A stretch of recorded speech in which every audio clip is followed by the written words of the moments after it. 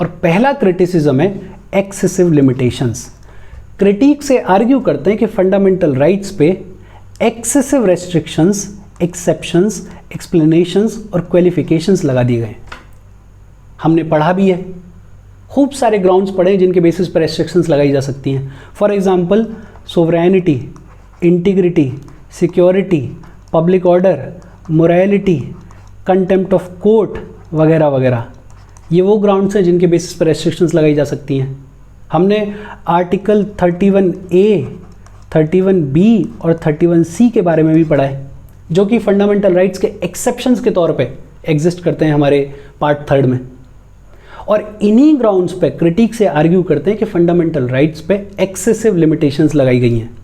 Critics यहाँ तक कहते हैं कि एक हाथ से फंडामेंटल राइट्स दिए जा रहे हैं और दूसरे से छीने जा रहे हैं।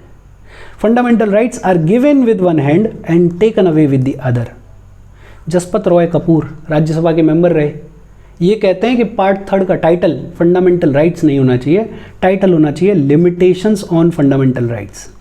बड़ा सीवियर क्रिटिसिज्म है ये। दूसरा, no social and economic rights. Critic से आर्ग्यू करते हैं कि फंडामेंटल राइट्स में जो भी राइट्स प्रोवाइडेड हैं वो फोकस करते हैं पॉलिटिकल लेवल पे, पॉलिटिकल राइट्स पे। सोशल और इकोनॉमिक राइट्स की बातचीत नहीं की गई है। For example right to social security नहीं है, राइट टू वर्क नहीं है। राइट टू वर्क बड़ा डाइल्यूटेड फॉर्म में है। नरेगा है हमारे यहाँ पे, नरेगा जिसे लाया गया 2005 में, जिसमें 100 डेज ऑफ गारंटीड वर्क है, लेकिन लेबर का काम मिलता है, पैसा बहुत ज़्यादा नहीं मिलता है, सर्वाइवल हो जाए उतना मिलता है।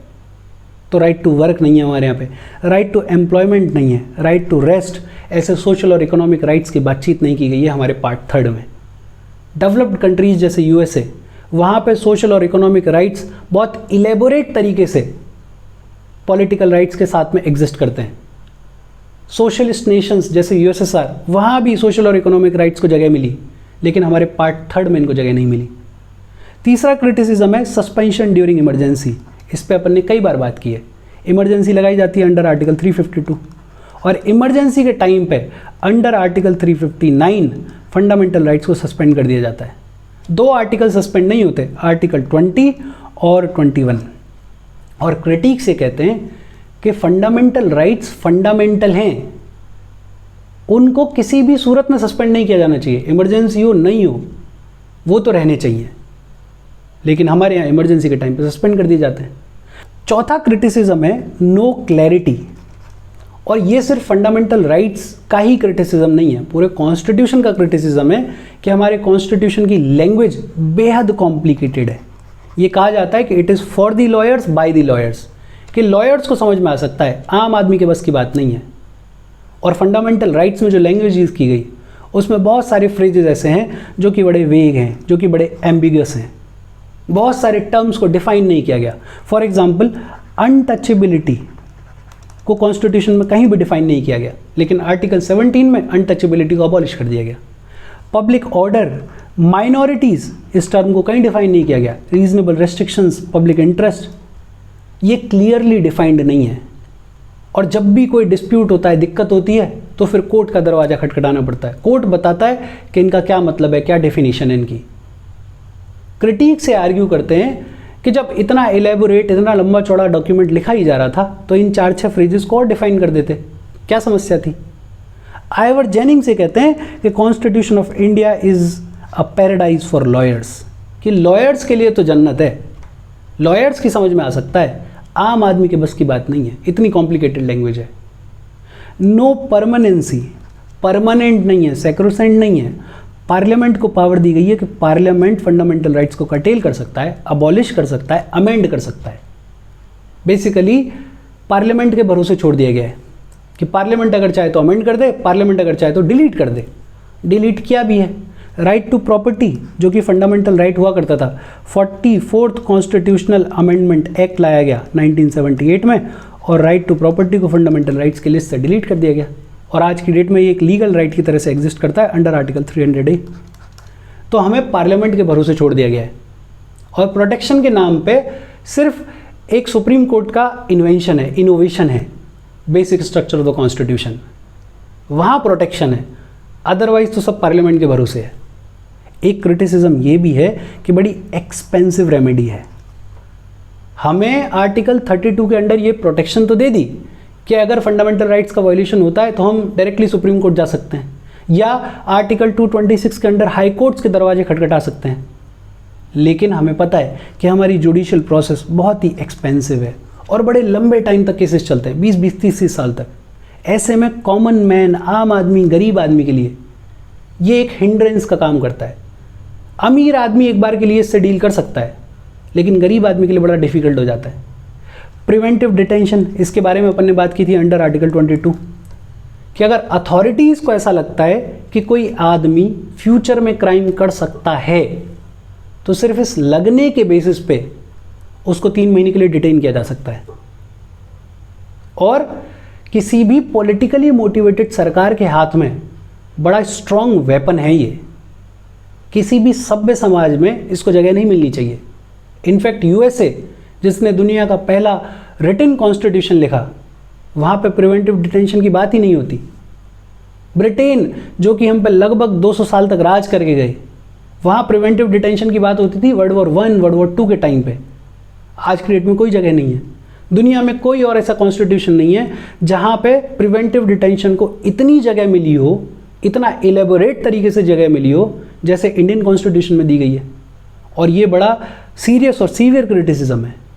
एक क्रिटिसिज्म ये भी है कि हमारी कोई कंसिस्टेंट फिलॉसफी नहीं है, बड़ी सारी चीज़ों का मिक्स है। आइवर जेनिंग्स ये कहते हैं कि कॉन्स्टिट्यूशन बनाते टाइम पे बहुत सारी चीज़ों को डिस्कस किया गया, बहुत सारी चीज़ों को उठा लिया गया और एक बड़ा कॉम्प्लेक्स सा कॉन्स्टिट्यूशन तैयार कर दिया कॉम्प्लिकेटेड लैंग्वेज में। आइवर जेनिंग्स कहते हैं कि 19वीं सेंचुरी में लिबरलिज्म का दौर था, तो वहाँ से हमने आइडियाज़ पिक किए। इनफैक्ट यूरोपियन हिस्ट्री में तो एक बड़ा लंबा दौर है जब लिबरल नेशनलिज्म के आइडिया पे लोग काम कर रहे थे। दूसरा, ब्रिटेन की पॉलिटिकल प्रॉब्लम्स, और क्योंकि ब्रिटेन हम पे रूल कर रहा था तो उसका भी इन्फ्लुएंस दिखता है हमारे कॉन्स्टिट्यूशन में। तीसरा, ब्रिटिश रूल हमारे ऊपर था और हम उसको अपोज कर रहे थे, उसके कुछ हमारे अच्छे बुरे एक्सपीरियंसेस थे, उन एक्सपीरियंसेस के बेसिस पे भी कुछ चीज़ों को ऐड किया गया।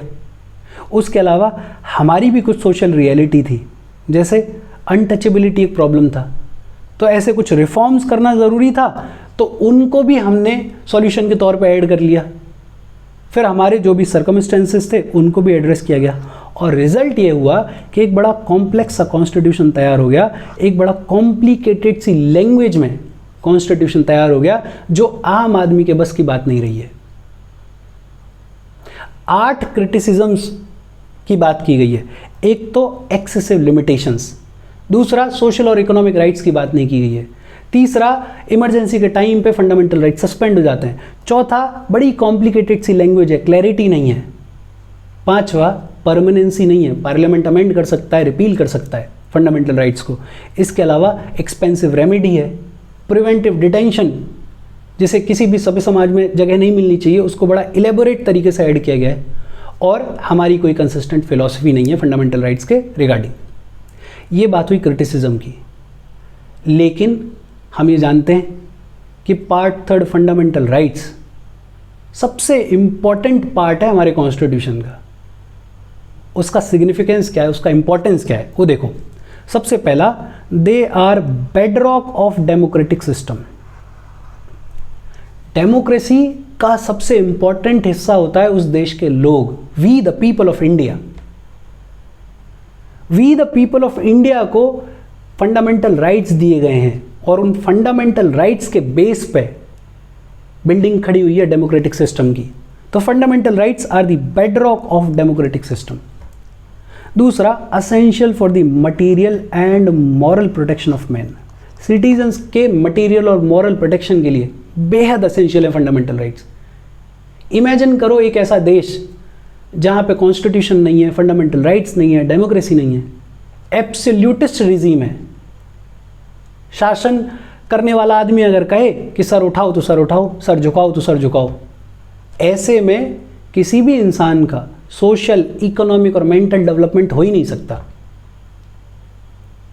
किसी भी सिटीजन के पूरे सोशल, इकोनॉमिक और मेंटल डेवलपमेंट के लिए बेहद इंपॉर्टेंट है फंडामेंटल राइट्स। तो they are essential for material and moral protection of man. They serve as a formidable bulk of individual liberty. Individual liberties provide की गई हैं. आर्टिकल 14, आर्टिकल 19, आर्टिकल 20, आर्टिकल 21 और इसके अलावा बाकी के फंडामेंटल राइट्स, ये सब individual liberties, individual freedoms provide करते हैं. They facilitate the establishment of rule of law. कानून से देश चलता है. और रूल ऑफ लॉ के बारे में तो अपन ने स्पेसिफिकली भी बात की है. आर्टिकल 14 इक्वालिटी बिफोर लॉ, एवी डाइसी का कॉन्सेप्ट है. फंडामेंटल राइट्स इसको फैसिलिटेट करते हैं. इसके अलावा they protect the interest of minorities and weaker sections of the society. Minorities और वीकर सेक्शंस को प्रोटेक्शंस प्रोवाइड की गई हैं. इसके रिगार्डिंग 2 आर्टिकल्स तो स्पेशली भी प्रोवाइडेड है. आर्टिकल 29 और 30 कल्चरल एंड एजुकेशनल राइट्स, जहाँ पे माइनॉरिटीज के इंटरेस्ट को प्रोटेक्ट किया गया है. Fundamental rights strengthen the secular fabric of Indian nation. हम सेक्युलर हैं, कोई ऑफिशियल रिलीजन नहीं है, सारे धर्म बराबर हैं और फंडामेंटल राइट्स में अलग से जगह दी गई है. आर्टिकल 25 से लेकर 28 तक रिलीजियस फ्रीडम्स के बारे में बात की गई है. तो they help strengthening the secular fabric of the country. Fundamental rights check the absoluteness of the authority of the government. सरकार की पावर पे रेस्ट्रिक्शंस लगाने का काम करते हैं फंडामेंटल राइट्स. सिटीजन्स को पावर दी गई है कि सरकार अगर तुम्हारे राइट्स को छीनती है तो आप सुप्रीम कोर्ट जा सकते हो, आप सरकार के अगेंस्ट आवाज़ उठा सकते हो. किसी के हाथ में एब्सोल्यूट पावर ना चली जाए, उसके लिए फंडामेंटल राइट्स हैं. चेक्स एंड बैलेंसेस का काम करते हैं सरकार के ऊपर फंडामेंटल राइट्स. इसके अलावा they lay down the foundation stone of social equality and social justice. Article 14 है. Article 17 abolition of untouchability, article 18 abolition of titles, ये सब सोशल इक्वालिटी, सोशल जस्टिस को एंश्योर करते हैं. They ensure the dignity and respect of individuals. Fundamental rights हैं तो citizens का social, economic, mental development होना पॉसिबल है. एक रिस्पेक्टफुल, डिग्निफाइड जिंदगी जीने का अधिकार है. फंडामेंटल राइट्स की बदौलत ये सब कुछ पॉसिबल हो पाता है. इसके अलावा they facilitate the participation of people in the political and administrative process. Rights मिलते हैं तो लोग बाग पार्टिसिपेट करते हैं पॉलिटिकल प्रोसेस में, एडमिनिस्ट्रेटिव प्रोसेस में, और ये इंपॉर्टेंस है फंडामेंटल राइट्स की. इसके अलावा एक आखिरी चीज आज की, राइट्स आउटसाइड पार्ट 3. पार्ट 3 में तो फंडामेंटल राइट्स की बात की गई है. पार्ट 3 के बाहर कुछ राइट्स प्रोवाइडेड हैं जिन्हें अपन लीगल राइट्स, कॉन्स्टिट्यूशनल राइट्स कहते हैं. जैसे आर्टिकल 265 कहता है no tax shall be levied और collected except by authority of law.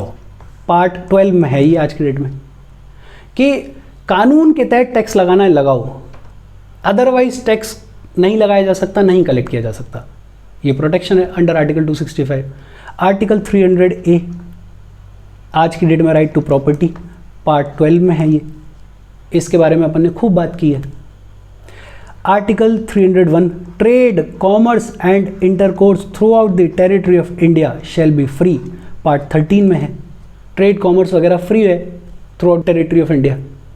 इसके अलावा article 326 adult suffrage, right to vote, article 326 में प्रोवाइडेड है, पार्ट 15 का हिस्सा है. अच्छा, ये जो राइट्स प्रोवाइडेड हैं पार्ट 3 के बाहर, उनमें और पार्ट 3 के फंडामेंटल राइट्स में क्या फ़र्क है? एक तो फंडामेंटल राइट्स का अगर वायलेशन होता है तो डायरेक्टली आर्टिकल 32 के अंडर हम सुप्रीम कोर्ट को अप्रोच कर सकते हैं.